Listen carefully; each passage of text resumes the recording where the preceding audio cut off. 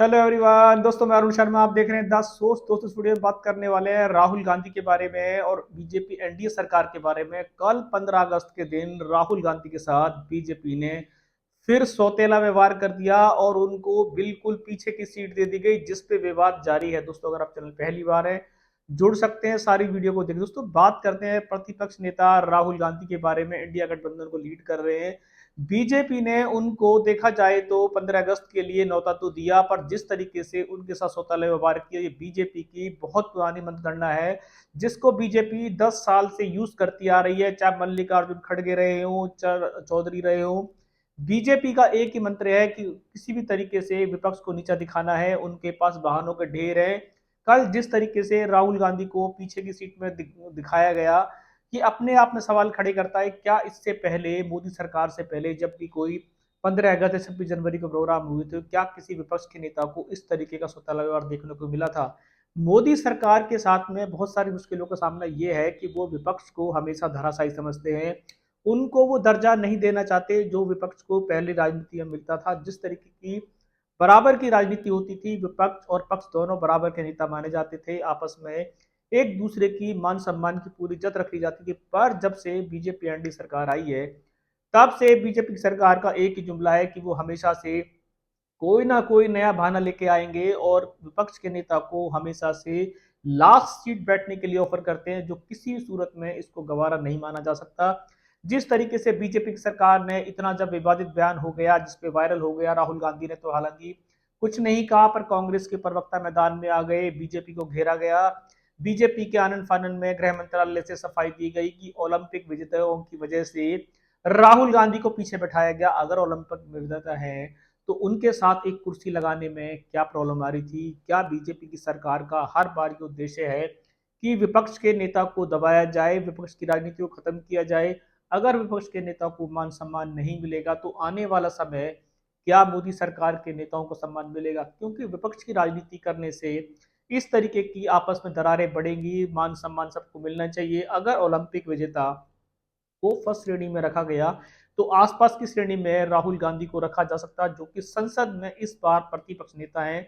पर मोदी सरकार ने वही किया जो उन्होंने अपनी सोच रखी थी, जिस तरीके का उनका प्लान था, उस तरीके के चलते उन्हें राहुल गांधी को पीछे की तरफ ढकेल दिया। राहुल गांधी ने हालांकि इस पर अपनी चुप्पी नहीं तोड़ी, पर देखा जाए तो कांग्रेस के पिछली बार भी मल्लिकार्जुन खड़गे के साथ में ये घटना की गई थी, जिससे मल्लिकार्जुन खड़गे ने मोदी सरकार के सभी निमंत्रणों को रद्द किया। चाहे वो राम मंदिर का न्योता हो, चाहे मंडपम का जो प्रोग्राम हो, उसमें भी मल्लिकार्जुन खड़गे नहीं गए थे। उनको पता था कि बीजेपी दोहरी राजनीति करेगी।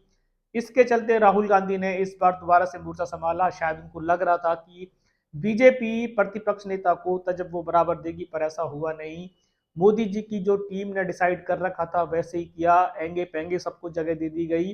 पर जिस तरीके से प्रतिपक्ष नेता को लास्ट में फेंका गया, ये सवाल निशान है। इस पे आप मीडिया, सोशल मीडिया पूरी तरीके से हमलावर है। कुछ मोदी मीडिया है, जो गोदी मीडिया से कहा जाता है, वो अपनी सफाई रख रहे हैं कि राहुल गांधी को क्या दिक्कत थी, कहीं पे बैठाया जा सकता था। ये सवाल कल बीजेपी सरकार के साथ अगर ऐसा होता है, अगर बीजेपी सरकार कभी नेता प्रतिपक्ष बनती है, उनके साथ कांग्रेस ऐसा दो सौतेला व्यवहार करती है, तो क्या ये मीडिया उनका साथ देगी? क्या बीजेपी सरकार के प्रवक्ता जो आज गाल बजा रहे हैं या मोदी सरकार के जो मंत्री सफाई दे रहे हैं, क्या वो इस दोहरी राजनीति पर राजी होंगे? ये बहुत सारे सवाल हैं। जिसकी सरकार उसी की चलती है, जिसके चलते राहुल गांधी के साथ फिर दोबारा से एक सौतेला व्यवहार किया गया और जिसके चलते कांग्रेस के नेताओं ने जमकर भड़ास निकाली है और मोदी सरकार को घेरा है और मोदी सरकार से बहुत सारे सवाल पूछे हैं। पर मोदी सरकार के अपने पहले से ही सरकार के अपने सवाल डिसाइडेड हैं कि उनको राहुल गांधी के लिए क्या शब्द यूज करने हैं, क्या उनके पास बहानों की लिस्ट है वो पहले से तैयार थी, जिसके चलते राहुल गांधी को लास्ट में बिठाया। दोस्तों फिलहाल 15 अगस्त पे आजादी पे सम्मेलन पे राहुल गांधी को जो न्योता मिला, वो न्योता नहीं बवाल बच गया, क्योंकि राहुल गांधी को बुलाने के बावजूद भी उनको नेता प्रतिपक्ष का जो सम्मान मिलना चाहिए था उससे दूरी बना के रखी गई, उनको लास्ट कोने में फेंक दिया गया।